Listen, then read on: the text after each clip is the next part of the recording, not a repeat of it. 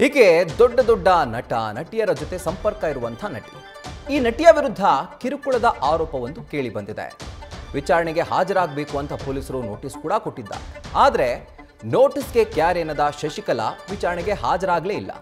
ಹೀಗಾಗಿ ಇದೀಗ ಮತ್ತೊಂದು ನೋಟಿಸ್ ಅನ್ನು ಪೊಲೀಸರು ಜಾರಿ ಮಾಡಿದ್ದಾರೆ.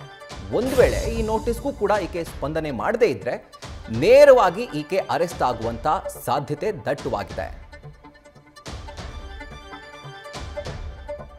ಕಿರುತೆರೆಯ ಹಿರಿಯ ನಟಿ ಶಶಿಕಲಾ ಅವರಿಗೆ ಸಂಬಂಧಪಟ್ಟಂತಹ ಕೇಸ್ ಇದು.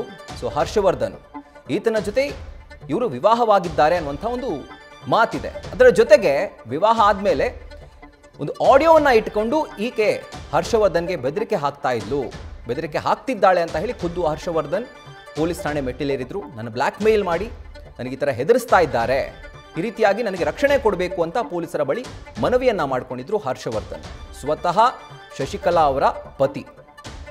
ಆಗ ಈ ಒಂದು ಕೇಸ್ಗೆ ಟ್ವಿಸ್ಟ್ ಸಿಕ್ಕಿರೋದು. ಇದರ ಕುರಿತಾಗಿ ಪೊಲೀಸರು ಶಶಿಕಲಾ ಅವರಿಗೆ ಮೊದಲನೇ ನೋಟಿಸನ್ನು ಕೊಟ್ಟಿದ್ದಾರೆ, ಹಾಜರಾಗಿಲ್ಲ.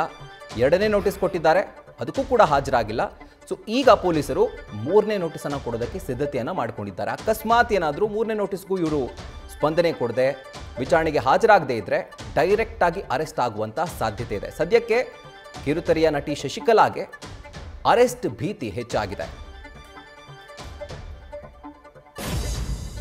ಆಗಲೇ ಹೇಳಿದ ಹಾಗೆ ಕಿರುತೆರೆ ನಟಿ ಶಶಿಕಲಾ ವಿರುದ್ಧ ಕಿರುಕುಳ ಆರೋಪ ಪ್ರಕರಣಕ್ಕೆ ಸಂಬಂಧಪಟ್ಟಂತೆ ಪೊಲೀಸರು ಎರಡನೇ ನೋಟಿಸನ್ನು ಜಾರಿ ಮಾಡಿದರು. ಯಾರು? ವಿದ್ಯಾರಣ್ಯಪುರ ಪೊಲೀಸರು. ಆದರೆ ಹಿಂದೆ ನೋಟಿಸ್ ಕೊಟ್ಟಿದ್ರು. ಶಶಿಕಲಾ ವಿಚಾರಣೆಗೆ ಹಾಜರಾಗದ ಹಿನ್ನೆಲೆಯಲ್ಲಿ ಸದ್ಯ ಎರಡನೇ ನೋಟಿಸನ್ನು ಪೊಲೀಸರು ಸರ್ವ್ ಮಾಡಿದ್ದಾರೆ. ದೂರುದಾರ ಹರ್ಷವರ್ಧನ್ ವಿಚಾರಣೆಯನ್ನು ಪೊಲೀಸರು ಈಗಾಗಲೇ ನಡೆಸಿದ್ದಾರೆ. ಒಂದು ಸುತ್ತು ವಿಚಾರಣೆ ನಡೆಸಿದಂಥ ವಿದ್ಯಾರಣ್ಯಪುರ ಪೊಲೀಸರು ಇದೀಗ ಮತ್ತಷ್ಟು ಮಾಹಿತಿಯನ್ನು ಕಲೆ ಹಾಕ್ತಿದ್ದಾರೆ. ಹಾಗೂ ಆಗಲೇ ಹೇಳಿದ ಹಾಗೆ ಹರ್ಷವರ್ಧನ್ ಏನು ಆರೋಪವನ್ನು ಮಾಡಿದ್ರು ಅದಕ್ಕೆ ದಾಖಲೆಗಳನ್ನ ಕೊಡಿ ಅಂತ ಹೇಳಿ ಪೊಲೀಸರು ಹರ್ಷವರ್ಧನ್ ಅವರ ಬಳಿ ಕೇಳ್ಕೊಂಡಿದ್ದಾರೆ.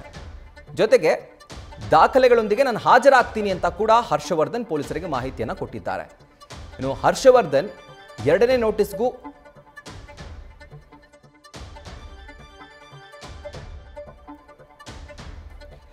ದಾಖಲೆಗಳೊಂದಿಗೆ ನಾನು ಹಾಜರಾಗ್ತೀನಿ ಅಂತ ಹರ್ಷವರ್ಧನ್ ಪೊಲೀಸರಿಗೆ ಒಂದು ಮಾಹಿತಿಯನ್ನು ಕೊಟ್ಟಿದ್ದಾರೆ.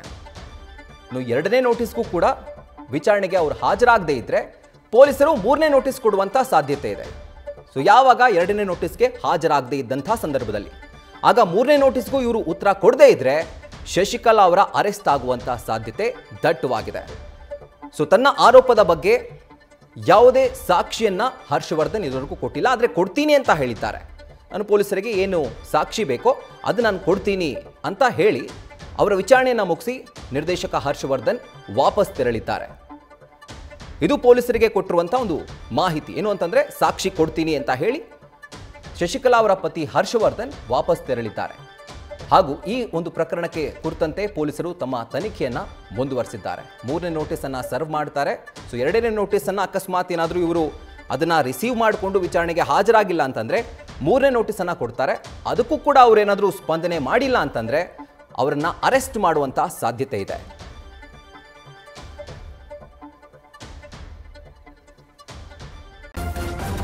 ನ್ಯೂಸ್ ಫಸ್ಟ್ ನಿರ್ಭೀತಿಯಿಂದ ನಿಮ್ಮ ಪರವಾಗಿ.